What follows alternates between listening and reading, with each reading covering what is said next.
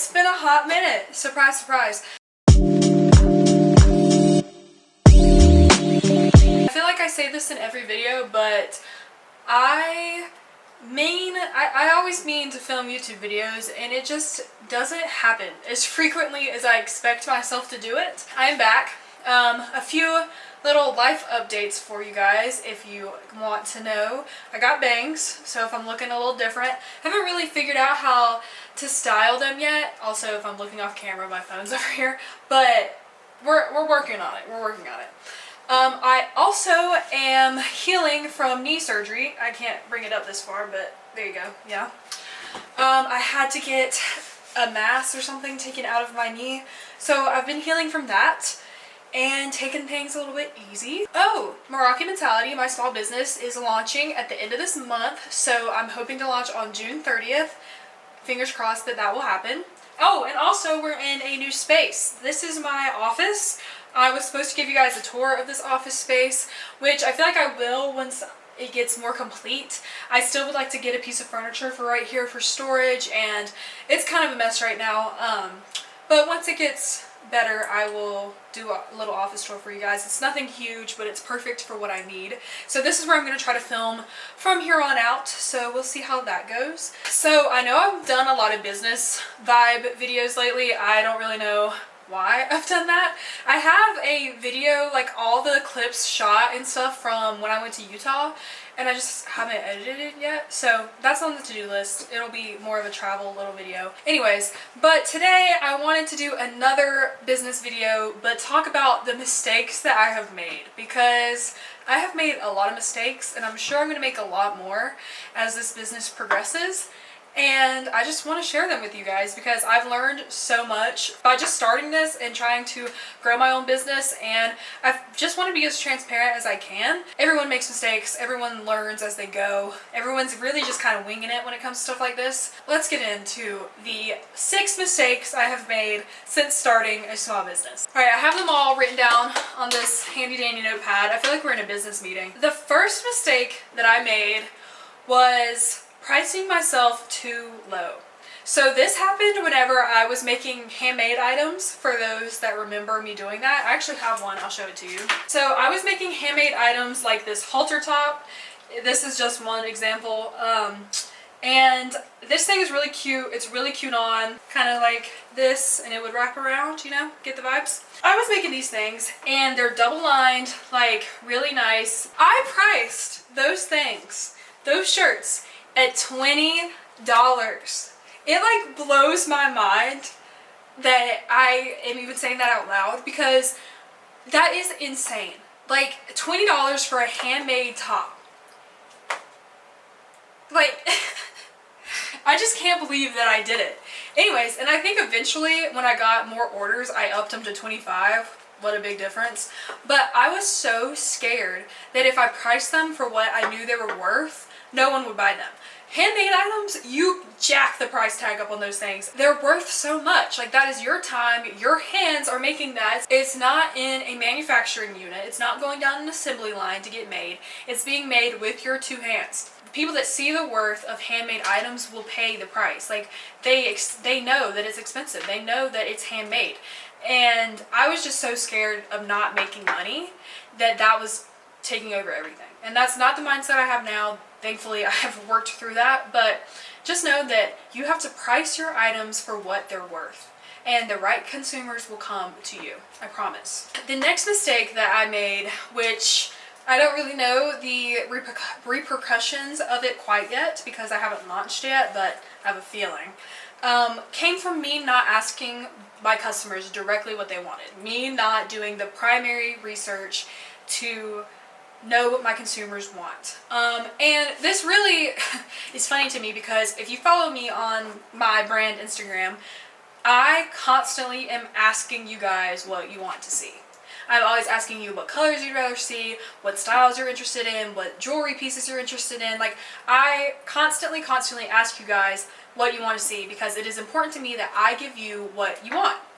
Well, I did the one time where I did not ask my consumers what they wanted, I got a lot of, not backlash, but I later on realized, oh, I might have made a mistake. So when I was first designing my very first collection, the one that's coming out, I was living in Hawaii at the moment, and everyone that lives in Hawaii, I mean, for the majority, wears thong or cheeky bikini bottoms. I don't know, thong? I don't know why my hands are just going everywhere. Anyways, but everything's very showy. And I'm from North Carolina. Most of my business, if not from the connections I made in Hawaii, are in the South, where the Bible Belt is and things of that nature. So a lot of people over here do not wear thong bikini bottoms or cheeky bikini bottoms. They like full coverage. Both of them are fine, don't get me wrong, but when I was in Hawaii, I was really influenced by the styles that they had there. I myself enjoy cheekier bottoms, so I designed bottoms that I kind of wanted. I designed bottoms that are very cheeky, and I went through with production on them. So with my first collection, I was doing some of my primary research after I had already placed in the order for my swimsuits, and I realized that a lot of people requested more full coverage. I remember I put like a multiple choice question on my Instagram story, and it was asking about coverage or bikini bottom styles, and the majority voted for full coverage or more than a thong or more than cheeky. So anyways, I learned from that experience that you have to listen to your consumers. And I have been in marketing research classes all throughout college, and primary research and secondary research are two of the most important things. And it's so easy for small business to get primary research by just directly asking your consumers what they want to see. From Instagram stories, Facebook stories, going live on YouTube, social media is your best friend. I love the polls, the questions, and the multiple choice answers that are on the Instagram stories. Those things are amazing for small businesses, and I highly recommend that you use them.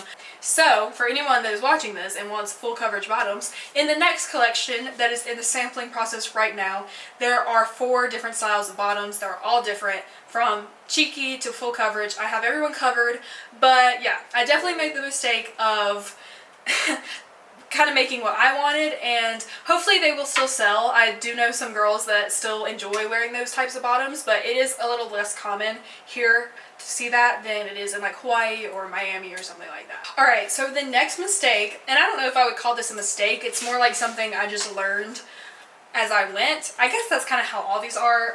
Mistakes might be a strong word, but you get the vibe. So I did not provide myself with enough time realistically. In my defense, I had no idea how long manufacturing would take. I knew that people told me like it takes longer than you think. Well, I started designing this first collection last June, and it has been a little bit different just because COVID made it slow down, and then the supply chain demands have all been out of whack. So those things have also played a role. I'm sure it could be faster otherwise. I have changed the launching date for this first collection maybe 4 times because I always thought that it was going to be sooner than it actually will be.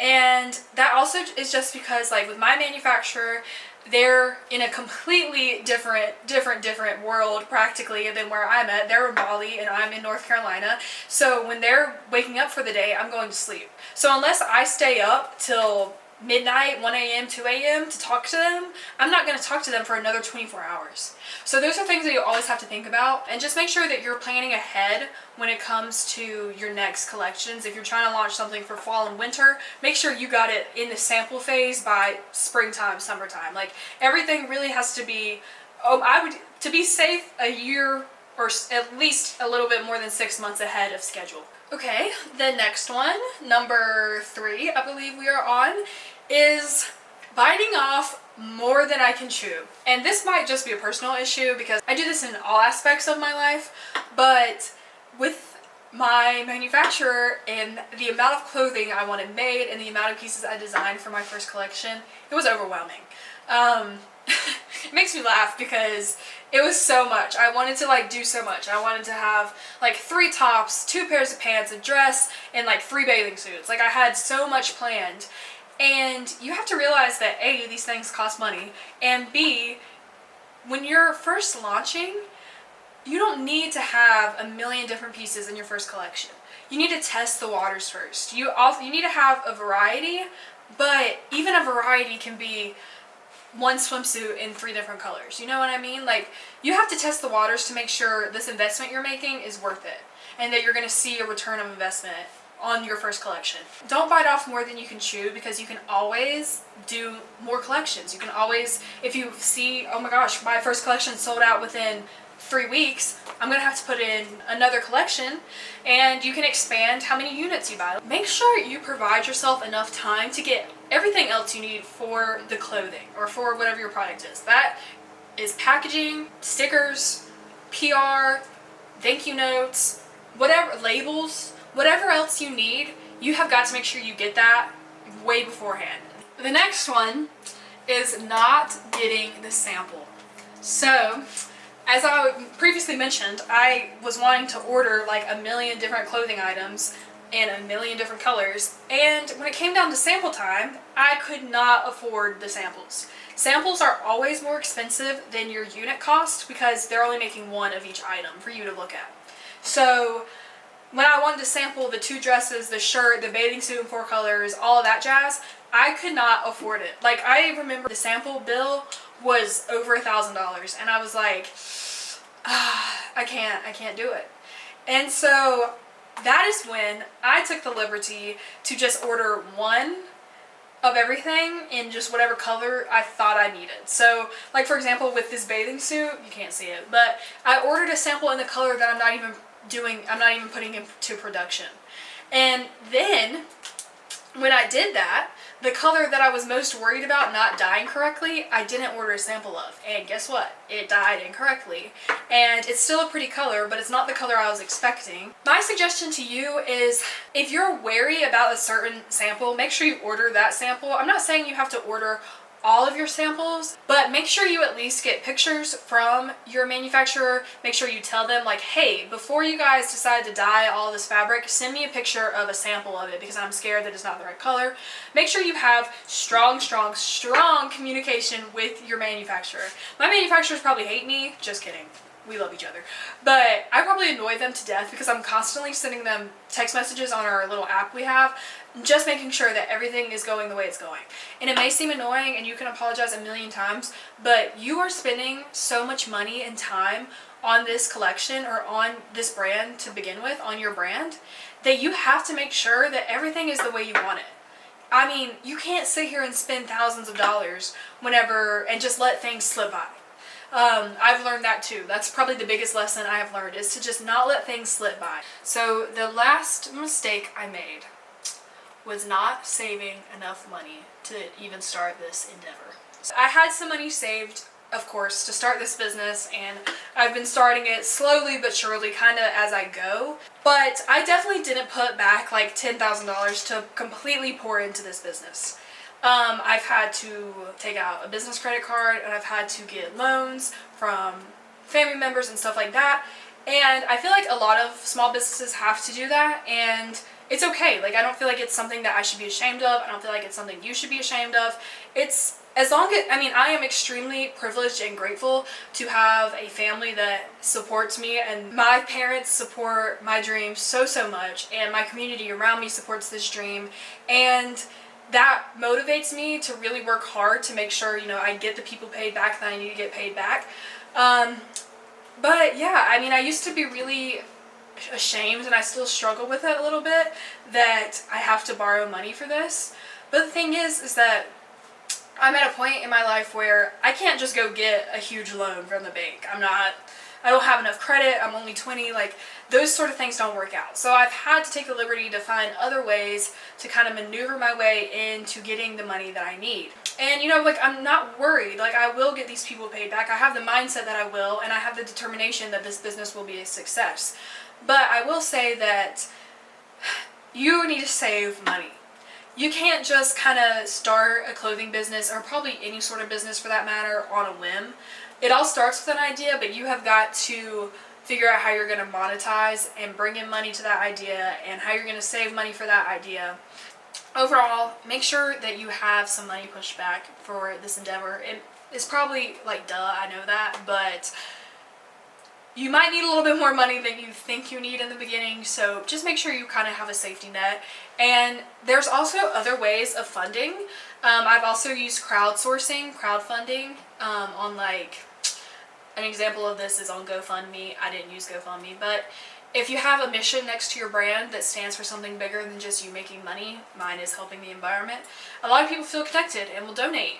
Alright, so that is all for this week's video. I say this week, it might be like this month's video. I swear I'm going to try to get the Utah video made and get out to you guys.